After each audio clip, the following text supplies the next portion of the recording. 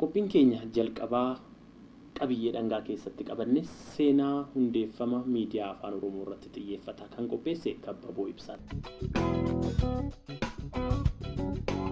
Bara 1965 Olkololessa 21 kan magaalaa Harar irratti jalqabne. Oduu kana waan biraatti kan jedhu turani. Oduu nu jedhu yeroo karaa deemu. Kibxata galgala sa'a 4 booda torban lamatti yeroo tokko muuziqaan kun isinii darbaa jira.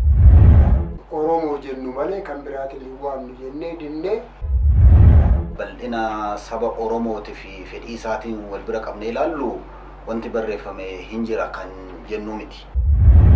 Yeroo baay'ee uummata Oromoo uummata afoolaa uummata tasuma barreessee beekin godhanii warri ilaalan jiru. Yeroo sana daansiin hin danda'an ture.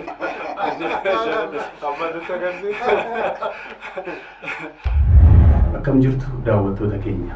Kun televezyiinii OBS Oromiyaa Broadcasting Service.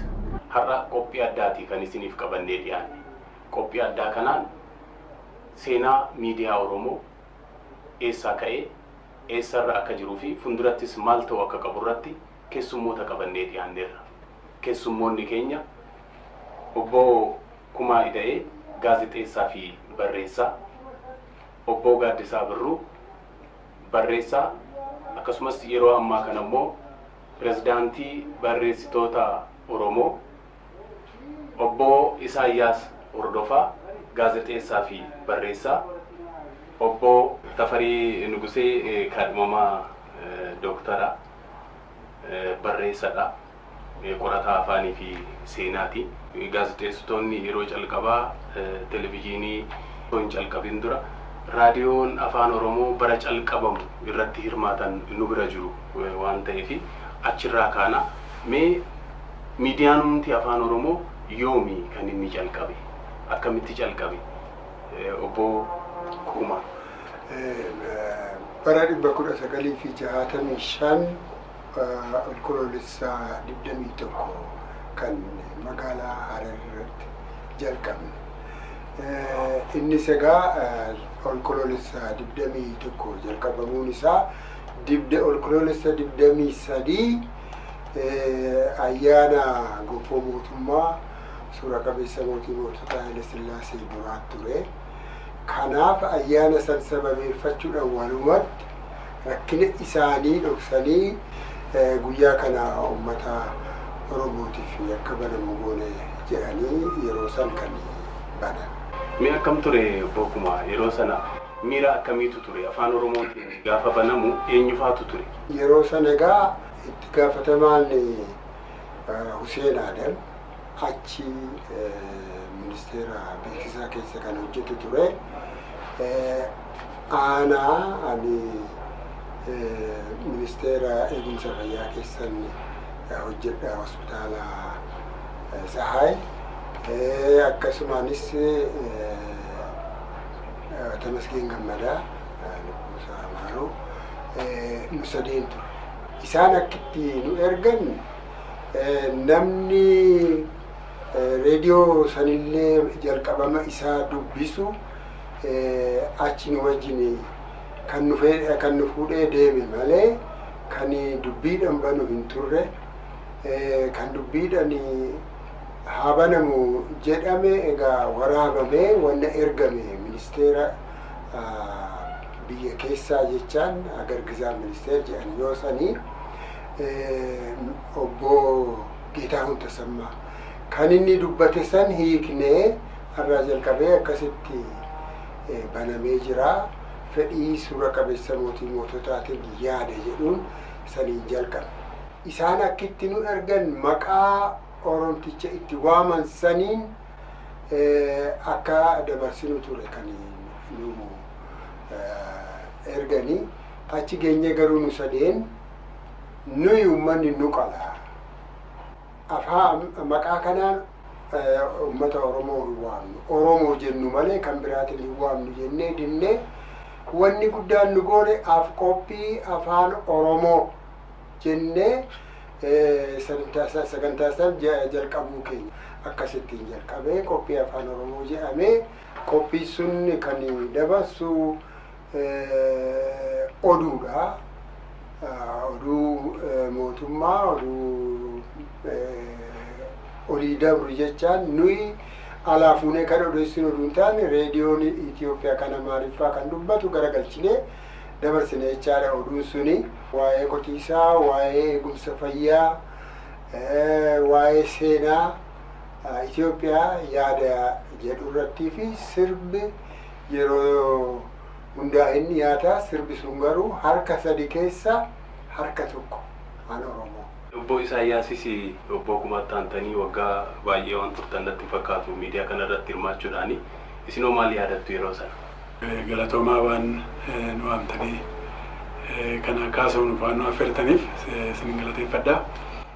Jalqaba dura egaa waa'ee seenaa raadiyoonii afaan oromoo kana yeroo kaasnu bara xaaliyaanii faashistiin Itoophiyaa weerarte xaaliyaaniin afaan oromootiin jalqabsiistee turte duraan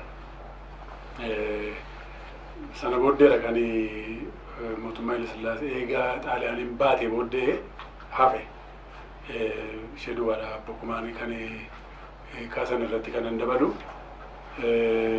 gara biraa ani kananani reediyoo Itoophiyaa hojjechuu jalqabee bara 1969 firiilaansiidhaan jalqabee duraan isa dura barsiisaan ture.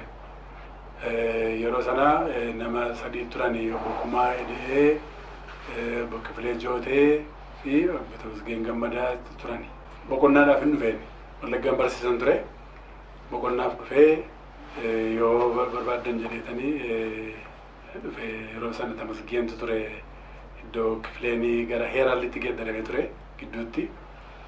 Amma sagantaa qophii qotisaa qopheessa Tamasgeentu mee kana hiikiiti kottu naan jedhe qormaatiin jiru jechuun yeroo sana namni akka ammaa kana dorgommiidhaan beeksisa waamee dorgommii kana namni dhufus hin jiru. Maaliif afaan oromootiin barreessanii dubbisuuni rakkisaas ture. Weessaa baatiin barreessina. Kanaafiti ani boqonnaadhaaf dhufee barsiisaan ture. Amma yeroo inni Tamasgeeniin gaafadhu mee kana hiikinaan jedhee nan hiike. Anaaf immoo wanti naa salphate maalni kanan guddadhe waldaa kiristaanaa Makaanibsee keessattidha. Afaan oromootiin lallabamaa. Kitaabni abbaan gammachiisu suni isaa dubbisnaa karaa amantii jechuuti. Faarsaan isaadha. Nama gargaara yeroo dubbisnu sana shaakaluun kun waan na gargaaruufi sanni naa kenne yeruma sanii hiikeetti fide. Qubee saabaatiin ilaalee yeroo barreessitu naan jedhe peejii sana fuula waraqaa sana hin guutin jedhe. Asiinis olis gadis hin guutin. Asiinis hin guutin. Yeroo dubbistu yeroo wantoota haa ta'u isa rakkisaati. Irra deebiiti mee dubbisi kottu naan jedhe dubbiseen dhufe naa dubbiseedhe nan dubbiseef nan rakkisne jechuudha. Sana booddee Bokumaa istuudiyootti agarsiisi. Bokumaa istuudiyootti agarsiisi naan jennaan Bokumaatu istuudiyoo na geessa. Istuudiyoo keessan galee yeroo on air jedhu dubbistaa amma jedhanii dubbiseen ba'ee. Sana booddee sagalee koon dhaga'ee gaafuma sana hin darbe sagantaan darbe gaafa sagalee koo dhaga'u baay'een gammade bara 69 sana. Nama meeqaffaa turtan isin? Afuraffaadha. Sana booddee Huseen Badhaasoo dhufee Tamasgeen Mokonnin Tolaas jira ture. Namoota kana ture. Mee Bokumaa nama sadi turtanii jedhan eenyu calqaba kan sagaleen isaa dhaga'ame isin sadan keessaa? Akkamitti immoo sadi taataniitoo jalqabdan akkamitti dandeessan sa'aatii amma tamsaasaa turtan? Harreetti yennaa jalqabnu sa'a 12 amma sa'a 1:00 galgala. Sa'a 12 kaasee amma sa'a 1:00 nu sadeetti hojjeta. Egaa namni baay'ee ajaa'iba jedha.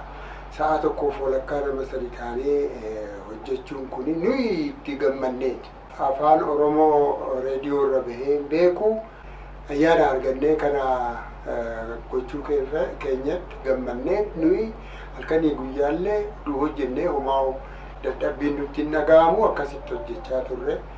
Egaa sagaleen kan sadeen keenyatu Hararitti akkas ture. Finfinneetti 67tti erga geeddaramne immoo kan Kifleetiin ture. Kan Kifleetiin ture kun qophii afaan Oromoo raadiyoo Itoophiyaa qophii afaan Oromooti kan jedhu. Wanti itti dabaltanii yoo jiraate yookiin immoo asitti wanti beekamu qabu maalinni duraan dursee miidiyaan Oromoo fedhii uummata Oromootii fi fedhii uummata Oromoo kana guunna yookiin immoo fedhii uummata Oromoo yoo gaafiin ka'e gaafii kana kunoo deebisne jechuu jidduutti waan uumame fakkaata baay'inaan. Kana yoo ilaallu maalidha inni fakkeenyaaf Xaaliyaaniin gaafa reediyoo kana banu Finfinnee fi Jimmatti banii jedhama. Barumsa afaan Oromootiin kennaa ture. Oromoota biraa deeggarsa argachuuf ture. Gaafii uummata Oromooti. Osoo inni reediyoon tamsaasa kan jalqabe bara 1910dha akkuma addunyaatti iyyuu. Achiin booda garuu Xaaliyaaniin egaa bara 36 jalqabaniiti kan isaan as turani. Achiin booda baruma 36 sana akka bananiidha kan himamu. Achiin booda egaa yaalii isaanii godhanii Haayile Sillaaseen akkuma deebi'een waan sana cufe. Waan sana cufee wanta Oromoo jedhamu hundumaayyuu akka cufamu godhe. Isaan keessaa tokko afaan Oromootiin tamsaasuu dhaabuu, afaan Oromootiin barreessuu dhaabuu, afaan Oromootiin muuziqaa hojjetamu dhaabuu, waanuma hojii Oromoo jedhu kana jechuudha. Ummatichi immoo fedhii sana waan qabuuf karaa biraatiinis karaa amantiitiinis karuma adda addaan barachaa gaafa deemu warri baratan kun ba'anii biyya Misraatti banani bara 1956. 56 biyya Misraatti erga bananiin booda kun immoo waan addaa ta'e. Kana keessa waan ta'in sitti fakkeenya bara 1954 Arfan Qalloo erga dhaabateen booda Arfan Qalloo muuziqaa hojjetu ture. Muuziqaa hojjetanii achi muuziqaa isaanii kana riikaardii godhani. Kaasettatti riikaardii godhanii achiin booda reediyoon akka darbuuf barbaadani. Reediyoon isaan itti dabarsatan hin jiru. Achiin booda maal godhanii jaarsolii filatanii kafalanii fi gara Finfinnee ergan. Gara Finfinnee erganii jaarsoliin kuni reediyoo Itoophiyaa dhaqanii muuziqaa kana nu dabarsaa jedhan. Akkan qoradheetti yeroo sanatti muuziqaa namni hojjetee fide tokko hunduu tola darbaa fi ture wanti sun. Isaan muuziqaa 11 hojjetanii fidanii achiin booda muuziqaa kanatti kafaluu qabdu jedhan. Meeqa kafaluu qabdu jedhu muuziqaa tokkotti qarshii 30 kafaluu qabdu jedhan. Jaarsoliin kun namni tokko baaburaani dirree dhawaadha hanga Finfinnee qarshii 6 dhufan. Qarshii 6 dhufaniit sirbii tokko akka darbuuf immoo qarshii 30 kafalu.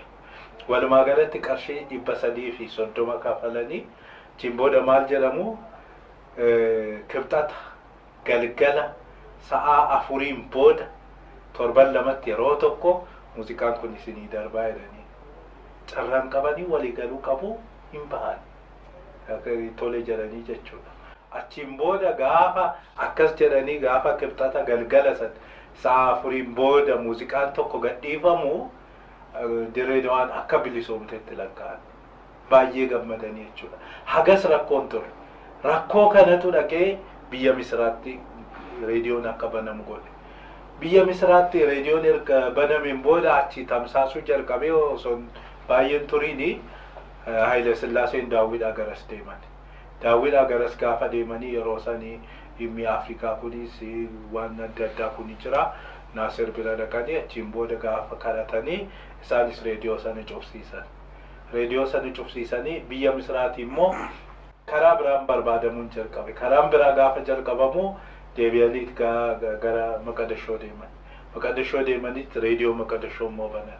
Reediyoo Maqdishoo gaafa bananii warri Arfan Qalloo keessaa badanii Jibuutii aadaa argisiisuudhaa deemanii achiin gara Maqdishoo galan jiru. Sanaan alas immoo akka namoonni Dr.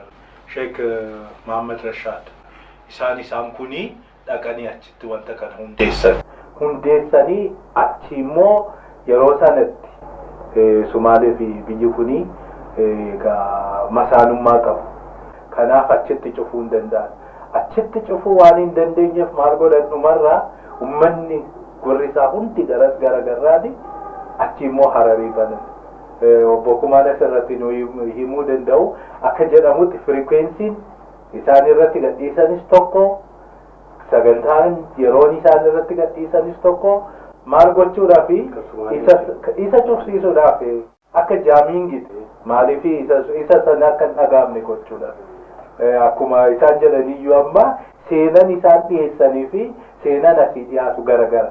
Maaliif seenan waan irratti wal mormituudha jechuudha. Kanaaf adeemsi miidiyaa Oromoo baay'inaan waan fedhii uummata Oromootii fi fedhii uummata biraa jidduu waan jirudha. Raadiyooniin afaan Oromootiin jechuun afaan World Lutheran Federation jira ture. Misraata Wangeel Misraayibins kan jedhamu. Afaan Oromootiin labsaa turan isaan Misraayibinsiin bara sana jira jechuudha. Bara 68 kan isaanii jalqaban. Isaan afaan Oromoo qofaas hin ta'in afaan Ingiliziitiinis sagantaa garaagaraa dhiyeessu. Sagantaa amantiis darba ture. Booddee bara 68 irratti dargiin hin dhaabbata reediyoo sana hin dhaalee mootummaa jala galchee istiidiyoo sana raadiyoon Itoophiyaatti fayyadamaa ture jechuudha. Dabalataa Keeniyaas darbaa ture. Aadaa irratti xiyyeeffata malee biroodkaastiin keenya bara 60 wayii akkasii jalqabee haga ammayyuu jira. Afaan Oromootiin kan tamsaasu jechuudha. Baay'inaan gara Logoda Booranaa kanatti kanaaf jiddu galeessa kanatti baay'inaan hin dhaga'amu malee achis jira ture miidiyaa. Reediyoodha kan amma irratti dubbachaati ture. Barreeffamaan wanti ture jira laata? Fakkeenyaaf gaazexaa ta'uu danda'a. Gama kanaan piriinti miidiyaa gama jennuunoo yeroo sanatti wanti ture jira. Kanarratti reediyoo jalqabnu sani wanti afaan Oromootiin barreeffame hin jiru. Akka yaadadhutti anumti mataan koo Ala Bulaa Abbaa Lubbuu kan jedhu barru tokko barreessee afaan Oromootiin kan baane kan barreeffame itti fakkaata namni wannuma isaa hiikuu malee afaan Oromootiin barreessuu hin sodaatu. Kanaaf kana yoo namni argu dhuguma afaan Oromootiin keessaa barreeffamee laata jedhee namni wanni sanuu bitate baay'eedha. Kanaaf ammasitti bahee amma bariisanii barreeffamutti afaan Oromootiin wanni barreeffame hin jiru. Ala Bulaa Abbaa Lubbuu jettanii gaafa barreessitanii keessa isaa maaliin mata duree qofa akkas gootan moo keessa isaa afaan Oromootiin barreessitan? Ani keessa isaa barreessuu hin dandeenye. Wanni takka kophaa keessa buusee ishiinuu baay'ee na gaafachiiste.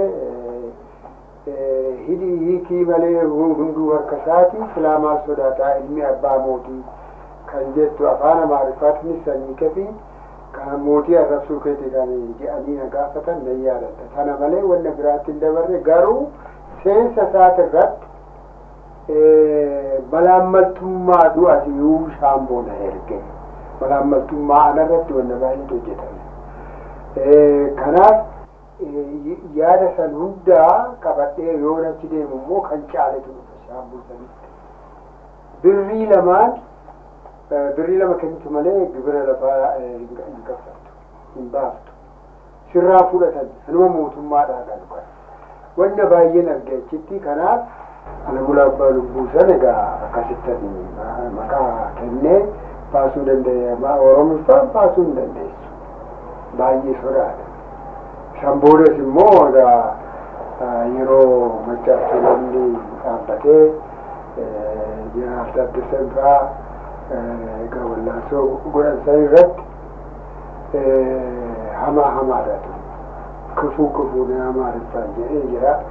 Ingiliziffaanis san kenneefi jalaa bahuudhaaf wanna hundaaf akkasitti akka diraamatitti dhiyeessee ture innuu ilaalamne afaan Amaariffaa wanna ta'eef. Kanaaf kana malee Oromiffaan akka feetetti barreessuu hin dandeessu. Haa ta'uuti wanni amma asirratti sirraafadhe hin jira.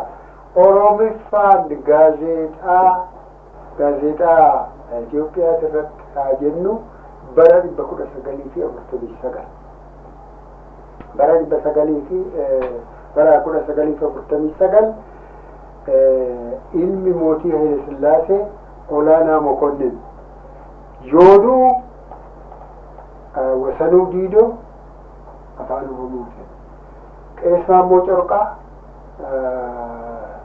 miseensa paarlamaa turan isaan Qeellamii afaan Oromootiin anis sadaffaa sodaa keessa dabree afaan Oromootiin kanan barreessisan afaan Amaariffaatiin hiikatanii kan gaazexaa Addis Zaman irratti baase. Nus sadeen bara 1949 irratti akkas baafne. San booda hin jiru gaazexaa irrattuu hin baane afaan Oromoo. Kunis ummanni akkamitti gaddee hin jaalata ilma mootii hin jaalata ilmi isaa du'eef akkasitti barreessee jedhanii afaan adda addaatiin fuudhanii hin baasu ture afaan Amaariffaatti irratti. Kanaaf hireen arganne guyyaa bara 1949 sadeen afaan Oromootiin walaloo gaddaa baafnee jira. Kasadii achi hin jiru. Afaan Oromootiin hin barreeffamne bara 64 seenaa mootii Haile Sillaasee paamfileetii turizimiin baase jedhame irratti obbo Yilmaa Dheeressaa jala ture. Isaan Haile Sillaaseen Faaxumaa Gammachuu sirraa dhalatan kan jedhu bahee ture. Isumallee oduu achi hiramee hin dhumin walitti qaba jedhanii kuranii bakka ta'e godhan. Anaa Tasfaayee Saahiluu kun akkuma ta'ee naa fidee ana bira ture. Wanti sun amma gaana harkan jiru malee Faaxumaa Gammachuurraa dhalatee isa jedhullee warri hin feene hin jiru. Isaan mana mootummaa keessa jechaadha. Akkasii amma kana malee sanaan ala Oromootti bakka hundatti barreeffame.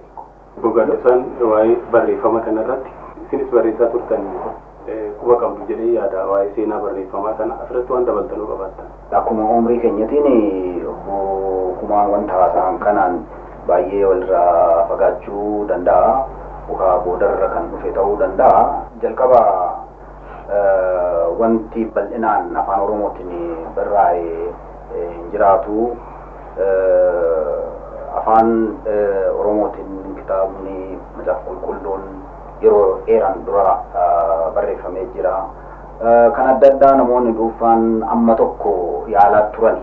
Garuu iyyuu kana hunda hoo walitti qabnee bal'ina saba Oromootii fi fedhii isaatiin wal bira qabnee ilaallu wanti barreeffame hin jira kan jennu miti. Haa ta'u malee bara Haile Sillaasee keessa wanti barreeffamaa turan darbanii hima jiru.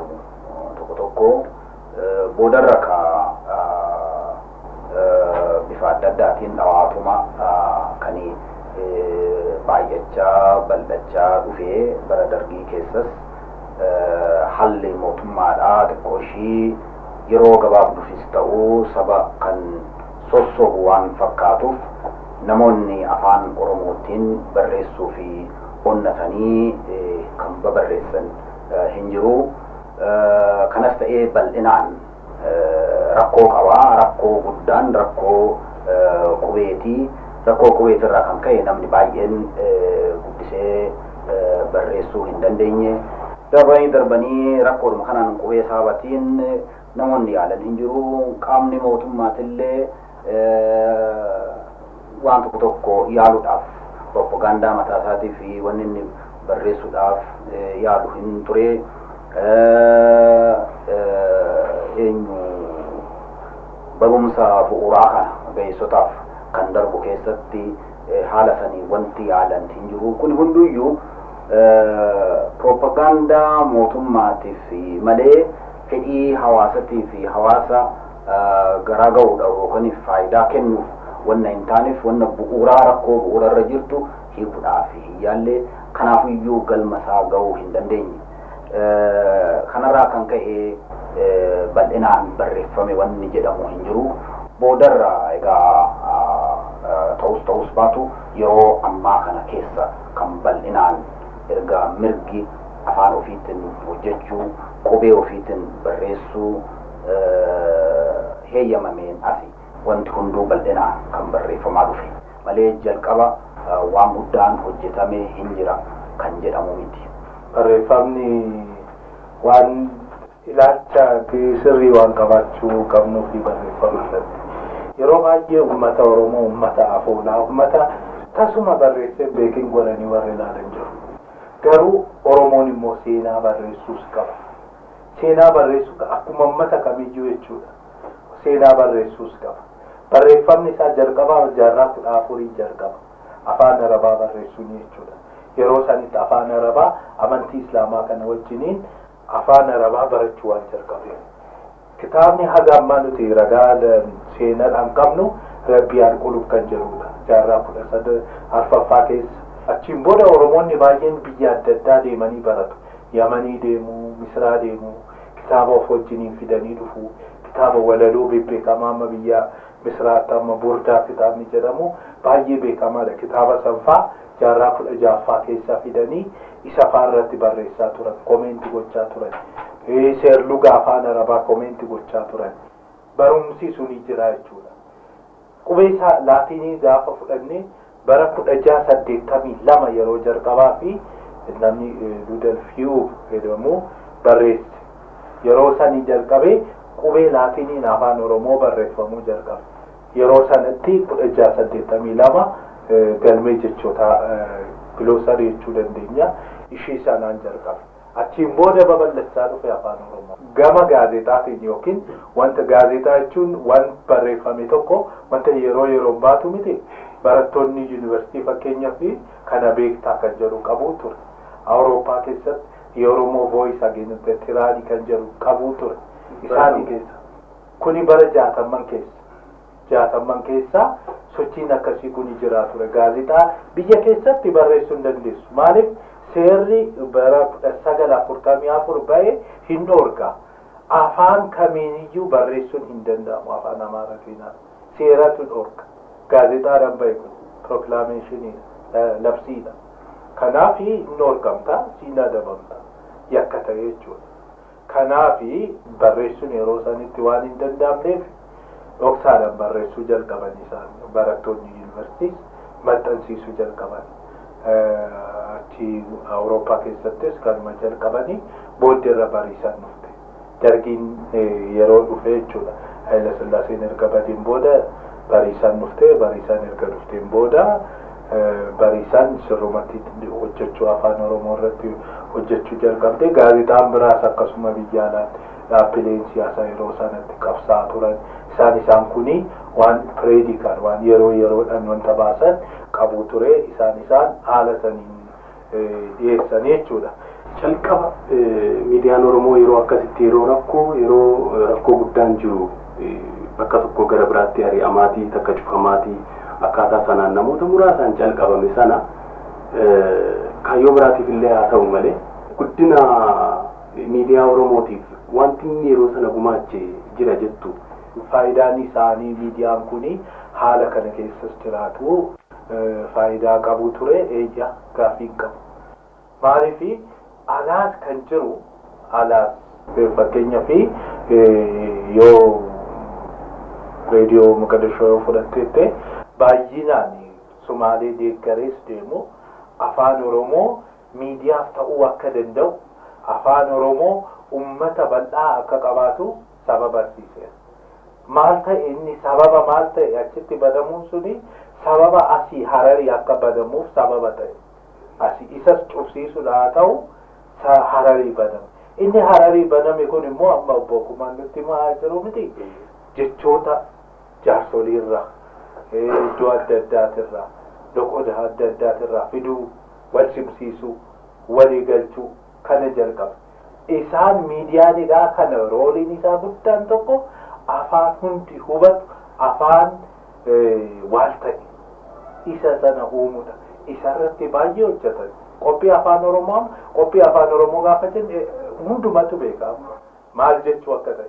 Lammaffaa immoo aadaa waliigalaa kana keessatti wanti kaasuu barbaadu odaadha.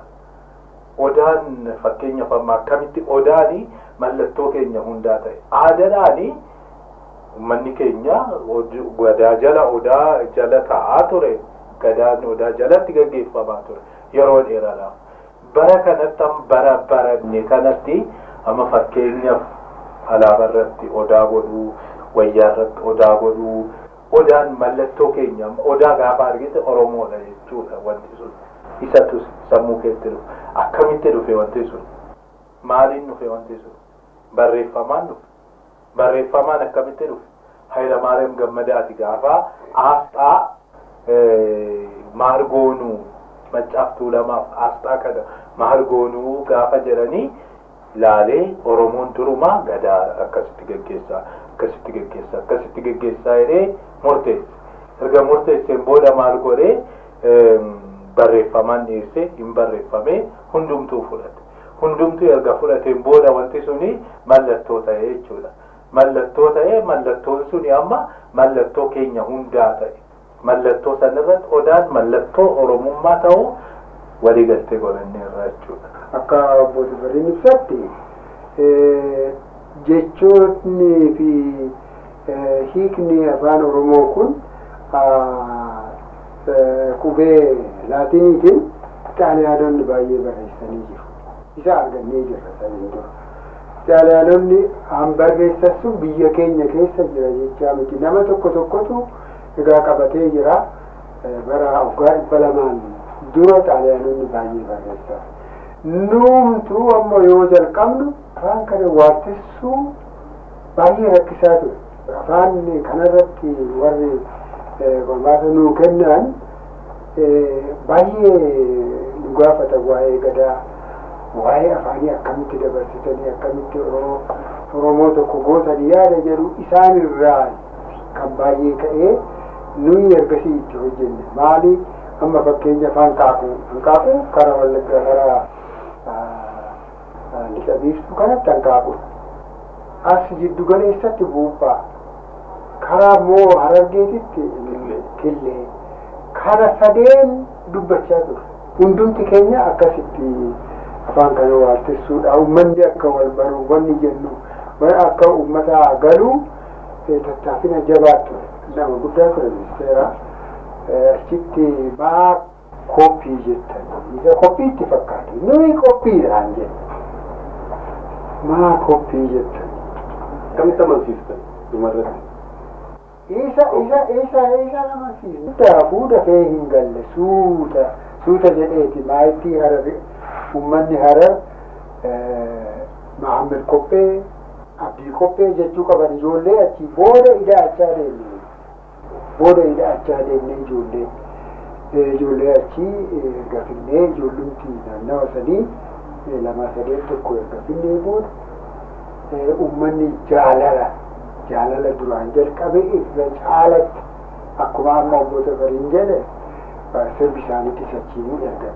Amma sirbi 7-2-3 tokko gadhiisan jedhame sun Alii Shabboo, Alii Birraa sirboonni tokko achiin dura amma sinqodhaan jalqabne sana finnee dhufne akkasitti wanni jechuu jalqabne. Egaa waraabuudhaafuu sirba ayyaana Moolidaa sababeeffachuudhaan Huseen Faadeebii waraabee bakka akkasitti achi yoonuu erganii nama waraabu asitti sirba kana kan poolisii kan maalii keessaa Oromoo takka yoo akkasitti arganne malee sirbaa hin arganne. Meeqa amma immoo gara televizyiiniitti haceenu dura miidiyaa barreeffamaa akkasumas immoo miidiyaa elektirooniksii keessa immoo reediyoo irratti akkamitti eessaa ka'ee gara kanatti dhufaatii akka inni ture baay'ee haasofneerra. Televizyiiniin immoo as siqeeti kan inni jalqabe. Yoomi mee televizyiiniin kan jalqabe keessattuu obbo Isaayyaas gara televizyiinii kanatti simtu siqanatti fakkaate yoomi televizyiiniin afaan Oromootiin tamsaasuu kan inni eegale miiruma yeroo sana ture wajjin mee nutti maa akkam ture?